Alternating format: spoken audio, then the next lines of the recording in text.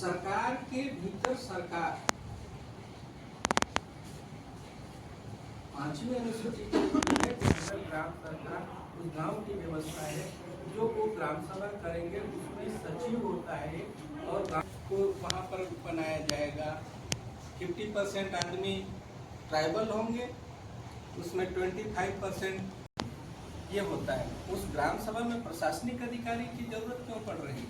ऐसे लोगों को बैठने का गांव वाले लोग कैसे मैं ट्राइबल होकर के ट्राइबल कमीशन के चेयरमैन के सामने बोलने की इनकी हिम्मत नहीं होती, बोल नहीं पाते हैं।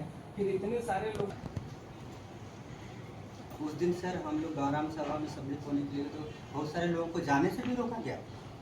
हम कौन से बाहरी गाँव के वो ग्राम सभा के लोग ही मान लीजिए आ सकते हैं, तो नाबालिग बच्चों को क्यों लाया गया? मम्मी के साथ में आए ना ना ना ना नहीं, उनसे बड़े मार्क से के बगैर जो बच्चे थे, जो 18 साल से कम वाले, ऐसे बच्चों को भी लाया गया है। तो वो क्यों लाया गया? नहीं तो आप इनको तो समझाइश करके वहीं छोड़ सकते थे इसके साथ, क्योंकि किसी भी ट्राइबल बच्चे को आप उठा करके लाए हैं यहाँ और उठा करके लाए हैं, वो पढ़ने वाला बच्चा होगा, वो कम उम्र का बच्चा होगा, तो उसकी मानसिक स्थिति तो पूरे जीवन भर के लिए खत्म हो गया। नहीं सर, उनको पूछ लीजिए सर, हम लोग बिल्कुल भी नहीं, मैं उनसे क्यों पूछूं? एसपी साहब, मैं उनसे नहीं पूछ सकता, मैं अपने अधिकारी से पूछूंगा। मैं आपसे बात कर रहा हूँ। मेरा कहना यह है, इस ट्राइबल जो कम्युनिटी है छत्तीसगढ़ में 42 जातियां होती हैं, 32 से बढ़ करके अब न जाने कितना परसेंटेज होगा। उन सारे एक एक घर का एक एक बच्चे का ख्याल रखने की जिम्मेदारी साहिब के ऊपर है। अगर नाबालिग बच्चा यहाँ आया है तो गलत बात है। और ये जो आपने नोट किया है ना किशोर जी सर, ये इसमें जो जंगल जो उजाड़ा गया और उजाड़ने के बाद कोयला निकाल पाने, क्योंकि किसी भी जंगल को आप भी सांस लेते हैं, आपका भी परिवार यहाँ पल बढ़ रहा है। हम जंगल उजाड़ते हैं, उसके बाद हमको ऑक्सीजन चाहिए। तो जो आज आने का जो उद्देश्य था, मुझे दोपहर में इस बात का खबर लगा कि हसदेव के जंगल में फिर से वनों की कटाई शुरू हुई है और अनुसूचित जनजाति आयोग ने इस पर पिछले समय में लगभग 2 महीना जून महीने में हमने इसमें स्थगन जारी किया था और स्थगन का पालन नहीं करते हुए फिर से जंगलों की कटाई हुई, इसलिए मुझको यहाँ पर आना पड़ा है।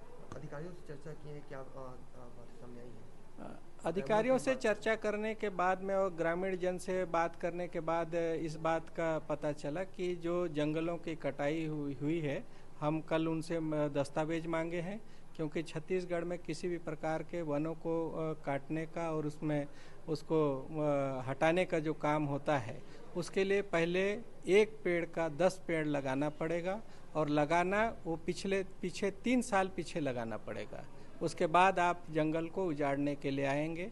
पेड़ों की गिनती करके उसके अनुपात में पेड़ लगाइए और पेड़ लगाने के बाद में तब उसकी अनुमति जो भारत सरकार के द्वारा, पर्यावरण मंत्रालय के द्वारा दी जाएगी। उन सारे दस्तावेजों को आपको सार्वजनिक करना पड़ेगा, तभी आप जंगल को उजाड़ सकते हैं। नहीं, ये गलत बात है, गलत चीज़ है, ऐसा नहीं करना चाहिए था। वनों को कटाई में पुलिस की क्या ज़रूरत है?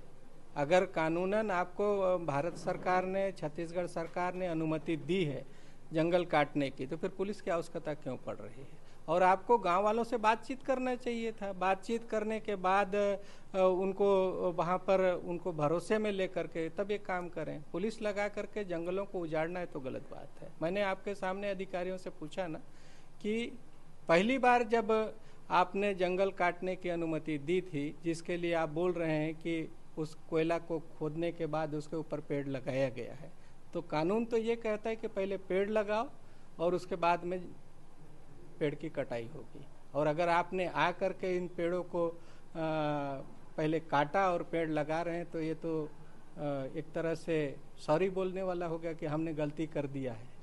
नहीं, हमने संज्ञान लिया है। हमने पहले भी इनको बता दिया था कि जो ग्राम सभा का जो कार्यवाही है वो पूरी तरह से गलत है, उसको आयोग ने खारिज कर दिया है और उसका यहाँ पर पुष्टि करने के लिए हमने तारीख भी मांगा था। जिला प्रशासन और जो यहाँ के कमिश्नर हैं संभाग के, उन्होंने अभी तक तारीख हमको नहीं बताई, इसलिए हमने स्थगन जारी किया था कि आप जो दस्तावेज हैं उन दस्तावेजों को कृपया उसकी पुष्टि करवा दीजिए कि ये सही है या गलत है। आयोग ने तो गलत पाया है।